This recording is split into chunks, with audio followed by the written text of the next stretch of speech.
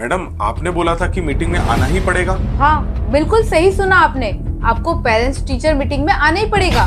ठीक है मैडम, तो आ गया मैं। अब बताइए इसकी क्या रिपोर्ट है? आप ही देख लीजिए, रिपोर्ट्स बिल्कुल भी अच्छी नहीं है इसकी, सिर्फ पासिंग मार्क्स ही आए हैं। लेकिन इसके कम मार्क्स क्यों आए हैं? पढ़ाई पे बिल्कुल भी ध्यान नहीं है इसका, और ना ही आप लोग ध्यान देते हो। देखो मैडम, मैं और मेरी वाइफ हम दोनों वर्किंग हैं। एक्चुअली हमारे पास टाइम ही नहीं है। हम लोग ऑफिस जाते हैं, फिर घर के काम और फिर इसकी स्टडी भी। और आप अभी देख लीजिए, मेरी वाइफ ऑफिस में इतना बिजी है कि वो आ भी नहीं पाई। अगर आप वर्किंग है तो उसकी ट्यूशन लगवा दो ना, कम से कम ट्यूशन में पढ़ेगा तो उसका फ्यूचर तो सिक्योर होगा।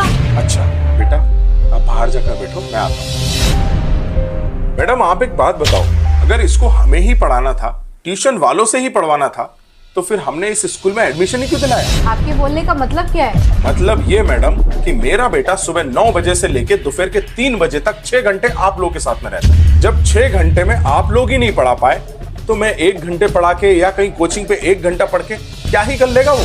देखिए मेरा मतलब वो नहीं था।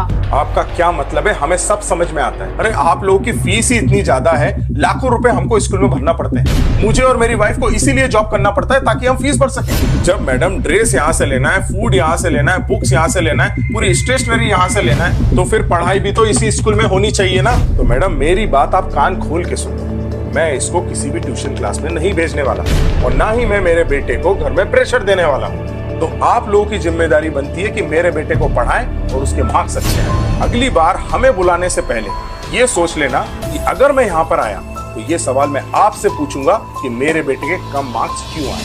सो madam, I hope you understand my point. This line is not for only my son, this is for all the students.